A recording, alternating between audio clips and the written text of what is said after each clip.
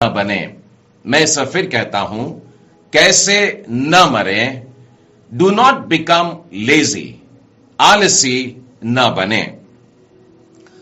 प्रियो, यह अत्यंत स्वाभाविक है कि जब हम बुढ़ापे की तरफ बढ़ते हैं तो हमारे शरीर की हलचल कम हो जाने लगती है।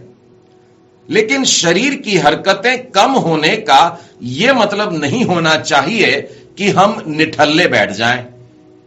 एक कहावत है कि an idle mind is devil's workshop.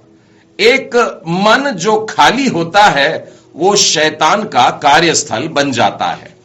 और बहुत जरूरी है कि हम अपने आप को व्यस्त रखें और कार्य करते रहें। पवित्र शास्त्र बाइबल ऐसे उदाहरणों से भरी हुई है जहां पर कई पुरुष और स्त्री अपने जीवन में बुढ़ापे में भी बड़े क्रियाशील रहे। नूह की उम्र 500 वर्ष से भी अधिक थी जब परमेश्वर ने उसे एक बड़ा सा जहाज बनाने के लिए कहा। परमेश्वर की योजना जिसके द्वारा पूर्ण होने वाली थी। आप उत्पत्ति के 5वें, 6वें और 7वें अध्याय में इस बात को देख सकते हैं। उत्पत्ति के 12वें अध्याय में आप देखिए, वहां पर आपको पता चलेगा कि परमेश्वर ने अब्राम को जब अपना देश छोड़ने के लिए कहा, अपने कुटुंबियों को छोड़ करके एक नए प्रदेश की ओर जिसे परमेश्वर उसे दिखाने वाला था लेकर के चला, तब उसकी आयु 75 वर्ष की थी। फिर आप निर्गमन के 3रे अध्याय की तरफ आइए, वहां पर आपको दिखेगा कि एक पर्वत पर मूसा है और उनकी उम्र 80 वर्ष की है। और परमेश्वर ने उन्हें एक बहुत बड़ा काम दिया कि मिस्र में जाकर के उसकी प्रजा को, इजराइलियों को वहां से छुड़ा करके लाए। एक और नाम जो बहुत परिचित सा नहीं लगेगा वो है बारजिल्लै। और बारजिल्लै के बारे में हम दूसरे शमूएल की पुस्तक में मिलता है और वहां के 19वें अध्याय के अगर 32वें वचन को देखें तो उसकी उम्र के बारे में पता चलेगा। यहां लिखा है कि बारजिल्लै तो वृद्ध पुरुष था, अर्थात 80 वर्ष की आयु का था। बहुत बूढ़ा हो चला था। लेकिन मैं आपको बताना चाहूंगा कि उसने कितनी मेहनत की, कितना श्रम किया, कितना शारीरिक कार्य उसने किया और परमेश्वर के एक जन दाऊद के प्राणों की रक्षा की। दाऊद और उसके साथी लोग जो थे, ये दाऊद के बेटे के बलवा करने के कारण भाग रहे थे और उनकी जान के पीछे उनका यह बेटा पड़ा हुआ था। यह उस समय की बात है। और तब बारजिल्लै क्या करता है कि दाऊद के लिए प्रबंध करता है। दूसरा शमूएल और उसके 17वें अध्याय के 28 और 19 को अगर आप पढ़ेंगे तो पता चलेगा बारजिल्लै दाऊद और उसके साथियों के लिए देखिए क्या क्या सामान लेकर पहुंचता है। 4 पाइयां, तसले, मिट्टी के बर्तन, गेहूं, जौ, मैदा, लोबिया, मसूर, भुने हुए दाने, मधु, मक्खन, भेड़ बकरियां और गाय के दही का पनीर। दाऊद और उसके संगियों के खाने को यह सोचकर ले आया कि जंगल में वे लोग भूखे, प्यासे और थके मांदे होंगे। एक बूढ़े व्यक्ति ने इन जवानों की सेवा किया। प्रिय, और उसी तरह से अगर आप 19वें अध्याय के 31वें वचन को देखेंगे तो आपको पता चलेगा कि उसने सिर्फ ये सामान लाके ही नहीं छोड़ दिया, परंतु उनके साथ भी आगे बढ़ा। और लिखा है कि राजा के साथ यरदन पार गया कि उसको यरदन के पार पहुंचा दे। उसको एक सुरक्षित स्थान में लेकर के जाने के लिए बारजिल्लै ने मेहनत की। प्रियो, यदि बारजिल्लै अपने मन में सोचता कि मैं तो बूढ़ा हो गया हूं, 80 बरस का हो गया हूं, मैं नहीं करता, तो आज दाऊद और उसके साथियों के बारे में यह अद्भुत काम पढ़ने को नहीं मिल पाते थे।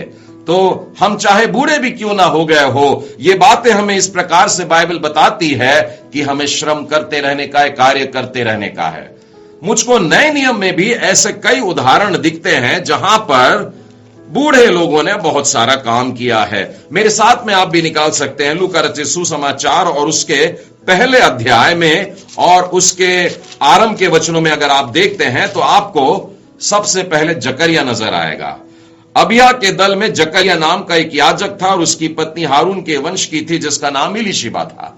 और इनके बारे में अगले वचन में लिखा है, उनकी कोई भी संतान न थी और वे दोनों बूढ़े थे। इस उम्र में भी जकरिया के लिए देखिए 8वें वचन में क्या लिखा है, जब वह अपने दल की पारी पर परमेश्वर के सामने याजक का काम करता था, उस बुढ़ापे में भी वो अपने आप को परमेश्वर के कार्य के लिए सौंपता है। उसी तरह से अगले अध्याय में देखिएगा, लूका के 2 अध्याय और 36, 37 और 38 में एक स्त्री नजर आ रही है। ये हन्ना है। हन्ना नामक फनुएल की बेटी एक भविष्यवक्तीन थी। वह 84 वर्ष से विधवा थी और मंदिर को नहीं छोड़ती थी, पर उपवास और प्रार्थना कर करके रात दिन आराधना करती रहती थी। परमेश्वर के मंदिर को अपना घर बना लिया था और उसके लिए वो काम बन गया था। उसी तरह से अगर आप प्रेरितों के जीवन में से देखते हैं प्रियो, फिलेमोन की पुस्तक को निकालिएगा और उसके 9वें वचन में आप देखिए, वहां पर इस प्रकार से लिखा है, तो भी मुझ बूढ़े पौलुस को, जो अब मसीह यीशु के लिए कैदी है, प्रभु यीशु मसीह के कार्यों के लिए, प्रभु यीशु के सुसमाचार को सुनाने के लिए पौलुस अपने आप को कैदी कहते हैं, लेकिन आरंभ कैसे करते हैं? कहते हैं मुझ बूढ़े पौलुस को। और इसी अध्याय में अगर आप 22वें वचन को देखेंगे तो पता लगेगा वो काम भी बंद नहीं कर रहे हैं। वो कहते हैं, मैं इस स्थान से जब तेरी ओर आऊंगा तो यह भी कि मेरे ठहरने के लिए जगह तैयार रख।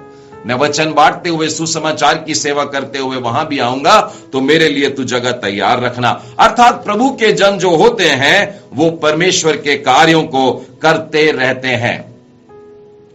बाइबल के साथ साथ मैं अगर हाल ही के इतिहास में भी अगर अपनी नजरें फिराकर देखूं तो ऐसे कई लोग नजरों के सामने आते हैं जिन्होंने अपने बुढ़ापे में रह करके भी बड़े मेहनत के काम किए हैं। माइकल एंजेलो को आप जानते हैं, 89 वर्ष की आयु, 89 इयर्स के हो जाने के बाद भी वे कविताएं लिख रहे थे और नई नई आकारों को संरचना दे रहे थे।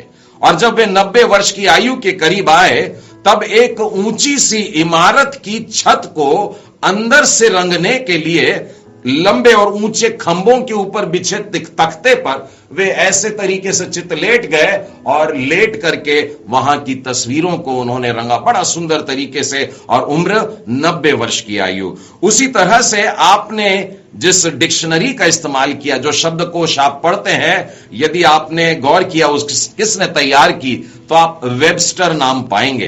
क्या आपको मालूम है कि वेबस्टर ने यह डिक्शनरी अपने किस उम्र में तैयार की थी?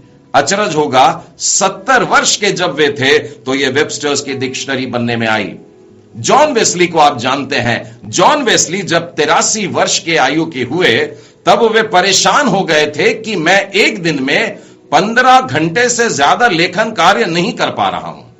और फिर 86 वर्ष की आयु में तो एकदम शर्मिंदगी महसूस होने लगी उन्हें, जब उन्हें इस बात का एहसास होने लगा कि मैं एक दिन में 2 बार से ज्यादा प्रचार नहीं कर पा रहा हूं। हमारे अपने देश में मदर टेरेसा का नाम कोई भूला नहीं है। मदर टेरेसा अपने जीवन के अंतिम समय तक 87 वर्ष की आयु तक भी, हालांकि उन्हें खुद भी हृदय विकार था, हृदय गति की तकलीफ थी, उन्हें अलग अलग बीमारियां थी, लेकिन जिस तरीके से वे बीमारों की सेवा करते थे, कोई उनकी ओर देखकर यह सोचता भी नहीं था कि ये खुद बीमार हैं।